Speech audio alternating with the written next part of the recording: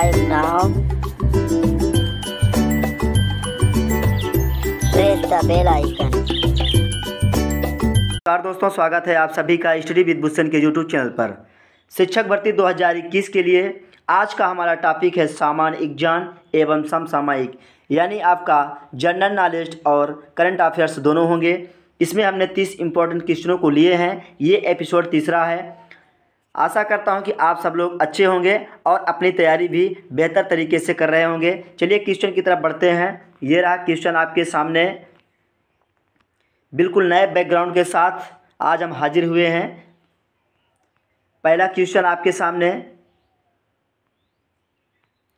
असम का प्राचीन नाम है पावा, कामरूप, पिपलीवन, रामग्राम। तो असम का प्राचीन नाम आपको बताना है।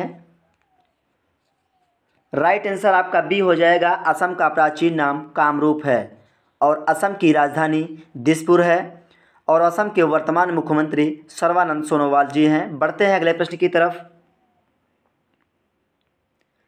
दिलवाड़ा मंदिर उदाहरण है जैन स्थापत्य के, बौद्ध स्थापत्य के, मुगल स्थापत्य के, सल्तनत स्थापत्य के। तो दिलवाड़ा मंदिर किसका उदाहरण है ये आपको बताना है। तो दिलवाड़ा मंदिर जैन स्थापत्य के उदाहरण है। आपका राइट आंसर ए हो जाएगा। दिलवाड़ा का जैन मंदिर आपका ये माउंट आबू राजस्थान में है। बढ़ते हैं अगले प्रश्न की तरफ। चाणक्य को किस नाम से भी जाना जाता है? भट्ट स्वामी, राजशेखर, विष्णुगुप्त और विशाखदत्त। तो चाणक्य को और किस नाम से जाना जाता है ये आपको बताना है। आपका राइट आंसर सी हो जाएगा। चाणक्य को विष्णुगुप्त के नाम से भी जाना जाता है। और यहाँ विशाखदत्त की एक प्रसिद्ध रचना बहुत बार पूछी जाती है प्रत्येक एग्जाम में, जो आपका मुद्रा राक्षस नाटक प्रसिद्ध आपकी विशाखदत्त की रचना है। बढ़ते हैं अगले प्रश्न की तरफ। औषधि से किसका संबंध नहीं है? धन्वंतरि, भास्कराचार्य, चरक, सुश्रुत। तो इसमें आपको बताना है कि औषधि से किसका संबंध नहीं है, यानी औषधि से लेना देना नहीं है। तो राइट आंसर आपका बी हो जाएगा, भास्कराचार्य, क्योंकि भास्कराचार्य एक प्रसिद्ध गणितज्ञ एवं ज्योतिषी थे और चरक आपके औषधि से जुड़े हुए हैं, आयुर्वेद के जनक माने जाते हैं। कुषाण राज्य के राजवैद्य थे ये चरक, और सुश्रुत थे आपके शल्य चिकित्सा के जनक। तो इस तरह आपके राइट आंसर बी हो जाएगा। भास्कराचार्य का संबंध औषधि से नहीं है। बढ़ते हैं अगले प्रश्न की तरफ। भारत के राष्ट्रपति को उसके कार्यकाल से हटाया जा सकता है प्रधानमंत्री द्वारा, उच्चतम न्यायालय द्वारा, मुख्य चुनाव आयुक्त द्वारा, संसद द्वारा। इसमें आपको चुनना है भारत के राष्ट्रपति को उसके कार्यकाल से हटाया जा सकता है। तो भारत के राष्ट्रपति को उसके कार्यकाल से संसद द्वारा हटाया जा सकता है। आपका राइट आंसर डी हो जाएगा।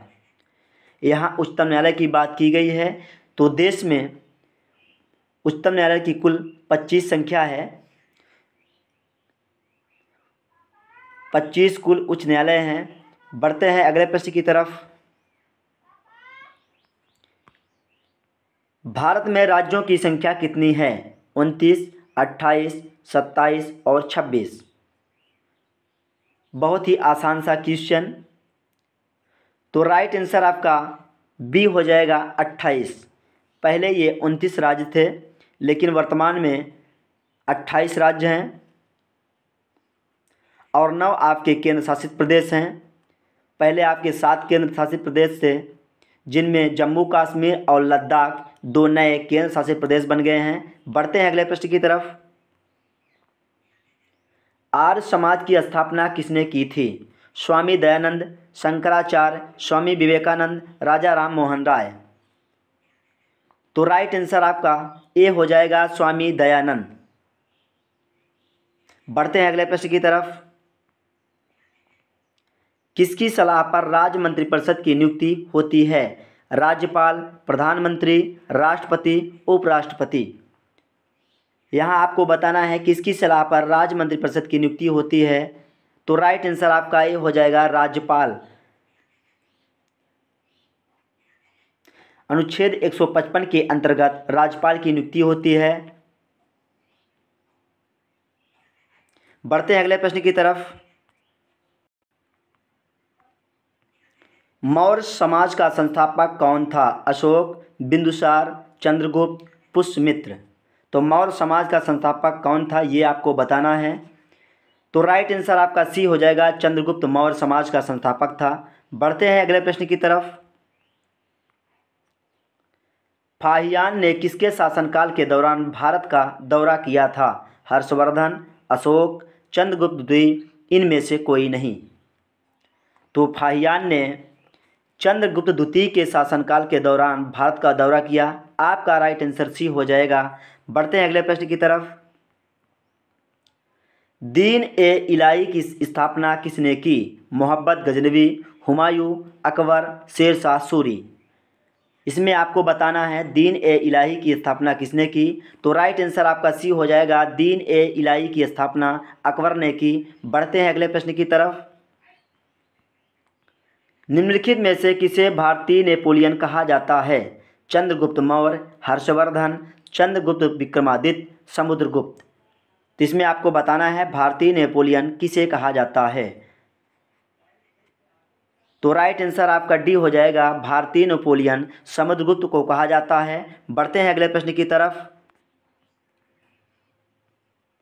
त्रिपिटक ग्रंथ किस धर्म से संबंधित है? वैदिक धर्म, बौद्ध धर्म, जैन धर्म, शैव धर्म। तो त्रिपिटक किस ग्रंथ से संबंधित है ये आपको बताना है। तो राइट आंसर आपका बी हो जाएगा, त्रिपिटक आपका बौद्ध धर्म से संबंधित है। बौद्ध धर्म के संस्थापक गौतम बुद्ध थे। बढ़ते हैं अगले प्रश्न की तरफ।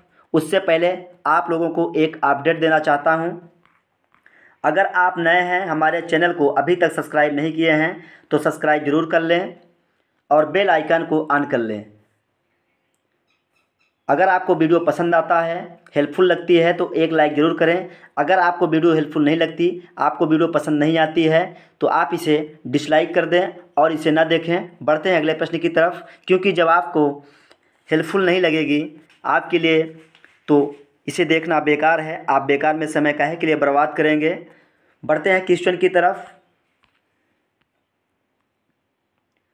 महाराजा धीराज की उपाधि धारण करने वाला प्रथम गुप्त शासक था? श्रीगुप्त, घटोत्कच, चंद्रगुप्त प्रथम, चंद्रगुप्त द्वितीय। इसमें आपको बताना है महाराजा धीराज की उपाधि धारण करने वाला प्रथम गुप्त शासक कौन था। तो राइट आंसर आपका सी हो जाएगा, चंद्रगुप्त प्रथम। बढ़ते हैं अगले प्रश्न की तरफ। हुमायूं नामा किसने लिखी? अबुल फजल, बदायूनी, गुलबदन बेगम, हुमायूं। तो हुमायूं नामा किसने लिखी ये आपको बताना है। तो राइट आंसर आपका सी हो जाएगा, गुलबदन बेगम। हुमायूं नामा गुलबदन बेगम लिखी थी। और अबुल फजल आईने ए अकबरी। बढ़ते हैं अगले प्रश्न की तरफ। क्योंकि आईने ए अकबरी अबुल फजल की कृति है। बढ़ते हैं अगले प्रश्न की तरफ। भारत में परमाणु शक्ति का केंद्र कौन सा है? डिगबोई, चंद्रपुर, रानीगंज और कलपक्कम। भारत में परमाणु शक्ति का केंद्र कौन सा है ये आपको बताना है। इन ऑप्शन 4 आपके सामने। राइट आंसर आपका डी हो जाएगा, कलपक्कम परमाणु शक्ति केंद्र। ये आपका तमिलनाडु में है। डिगबोई असम में है, ये तेल शोधन के लिए प्रसिद्ध है। रानीगंज आपका कोयला क्षेत्र है, ये आपका पश्चिम बंगाल में है। बढ़ते हैं अगले प्रश्न की तरफ। पृथ्वी एवं सूर्य के मध्य अधिकतम दूरी की स्थिति को किस नाम से जानते हैं? उपसौर, यहाँ अपसौर होना चाहिए, 2 बार उपसौर लिखा हुआ है। विषुव और संचालन। पृथ्वी एवं सूर्य के मध्य अधिकतम दूरी की स्थिति को किस नाम से जानते हैं? तो अगर अधिकतम पूछा गया है यहाँ पर तो राइट आंसर आपका अपसौर हो जाएगा। और जब आपसे न्यूनतम पूछा जाए तो ये आपका उपसौर होगा। ध्यान में रखिएगा, अधिकतम और न्यूनतम। न्यूनतम यानी बिल्कुल पास में हो, पृथ्वी एवं सूर्य के मध्य अधिकतम पूछे तो आपको अपसौर मानना है और न्यूनतम पूछे तो आपको उपसौर मानना है। बढ़ते हैं अगले प्रश्न की तरफ। निम्नलिखित तिथियों में किस पर ग्रीष्म अयनांत होता है? 22 दिसंबर, 21 मार्च और 23 सितंबर, 21 जून। 4 ऑप्शन आपके सामने। यहाँ बात की गई है कि किस पर ग्रीष्म अयनांत होता है, तो राइट आंसर आपका डी हो जाएगा। 21 जून तिथि को ग्रीष्म अयनांत होता है और दिन रात बराबर होते हैं आपके 21 मार्च और 23 सितंबर को। तो ये दोनों चीज़ ध्यान रखिएगा, तिथियाँ 21 मार्च और 23 सितंबर को दिन रात बराबर होते हैं। बढ़ते हैं अगले प्रश्न की तरफ। निम्नलिखित पर्वत प्रकारों में कौन भ्रंशन द्वारा उत्पन्न होता है? 4 ऑप्शन आपके सामने। वलित पर्वत, ज्वालामुखी पर्वत, गुंबदाकार पर्वत, अवरोधी पर्वत। इनमें से आपको बताना है कौन सा पर्वत प्रकारों में भ्रंशन द्वारा उत्पन्न होता है। तो राइट आंसर आपका डी हो जाएगा, अवरोधी पर्वत। बढ़ते हैं अगले प्रश्न की तरफ। निम्नलिखित देशों में किससे मेयान ज्वालामुखी पर्वत स्थित है? तो संयुक्त राज्य अमेरिका में, फिलीपींस में, चिली में और जापान में।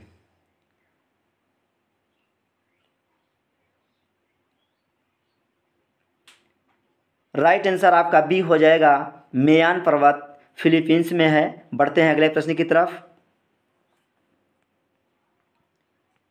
निम्नलिखित युग्मों में कौन सही सुमेलित नहीं है? ऐश्वरी नदी, लटकती घाटी हिमानी, नूनाटक भूमिगत जल, यारडंग पवन। तो इसमें से कौन सा सुमेलित नहीं है ये आपको बताना है। तो राइट आंसर आपका सी हो जाएगा, नूनाटक भूमिगत जल, ये आपका सही सुमेलित नहीं है। ऐश्वरी नदियाँ जो हैं ऐश्वरी का निर्माण करती हैं, लटकती घाटी आपका हिमानी से संबंध है, यारडंग आपका पवन से संबंधित है। बढ़ते हैं अगले प्रश्न की तरफ। बिजली चमक एवं मेघ गर्जन विशेषताएं हैं क्षोभ मंडल की, समताप मंडल की, मध्य मंडल की, आयन मंडल की। तो ये आपको बताना है बिजली चमक एवं मेघ गर्जन किस मंडल की विशेषताएं हैं। तो राइट आंसर आपका ये हो जाएगा, क्षोभ मंडल, क्योंकि सभी मौसम घटनाएं क्षोभ मंडल में घटित होती हैं। लेयर ऑफ एटमॉस्फेयर और आयन मंडल आपका समताप मंडल और मध्य मंडल। सबसे पहले आपकी क्षोभ मंडल, उसके ऊपर जब जाएंगे तो समताप मंडल और तीसरे पर आपका मध्य मंडल और फिर आयन मंडल, सबसे लास्ट आपकी परत होगी बहिर्मंडल। बढ़ते हैं अगले प्रश्न की तरफ। निम्नलिखित में से कौन सी शीत महासागरीय धारा है? ब्राज़ील धारा, क्यूरोसियो धारा, बेंगुएला धारा, गल्फ स्ट्रीम। तो 4 ऑप्शन आपके सामने। इसमें आपको बताना है कौन सी शीत महासागरीय धारा है। तो राइट आंसर आपका सी हो जाएगा, बेंगुएला धारा आपकी शीत महासागरीय धारा है। बढ़ते हैं अगले प्रश्न की तरफ। सूचना का अधिकार अधिनियम कब पारित किया गया? जुलाई 2007, जून 2006, मार्च 2005, जून 2005। तो सूचना का अधिकार अधिनियम 2005, जून 2005 आपका राइट आंसर होगा। ये बात आप ध्यान में रखिएगा, मार्च जून आपको फंसाने के लिए एग्जामिनर ऐसे ही प्रश्न रखेगा आपके सामने, तो ध्यान रखिएगा आपका जून 2005 राइट आंसर होगा। बढ़ते हैं अगले प्रश्न की तरफ। भारत में दल विहीन लोकतंत्र का प्रस्ताव सर्वप्रथम किसने प्रस्तुत किया? जयप्रकाश नारायण, M.N. रॉय, महात्मा गांधी, विनोबा भावे। तो भारत में दल विहीन लोकतंत्र का प्रस्ताव सर्वप्रथम किसने प्रस्तुत किया ये आपको बताना है। 4 ऑप्शन आपके सामने। राइट आंसर आपका ये हो जाएगा, जयप्रकाश नारायण। ये भारत में दल विहीन लोकतंत्र का प्रस्ताव सर्वप्रथम इन्होंने रखा था। बढ़ते हैं अगले प्रश्न की तरफ। पृथ्वी की ओर आ रहे क्षुद्र ग्रहों के मार्ग बदलकर उन्हें नष्ट करने के लिए अमेरिकी अंतरिक्ष एजेंसी नासा ने अंतरिक्ष यान प्रक्षेपित किया। ये आपको बताना है। 4 ऑप्शन आपके सामने हैं कि पृथ्वी की ओर आ रहे क्षुद्र ग्रहों के मार्ग बदलकर उन्हें नष्ट करने के लिए अमेरिकी अंतरिक्ष एजेंसी नासा ने किस अंतरिक्षयान प्रक्षेपित किया? तो राइट आंसर आपका सी हो जाएगा हीमर। बढ़ते हैं अगले प्रश्न की तरफ।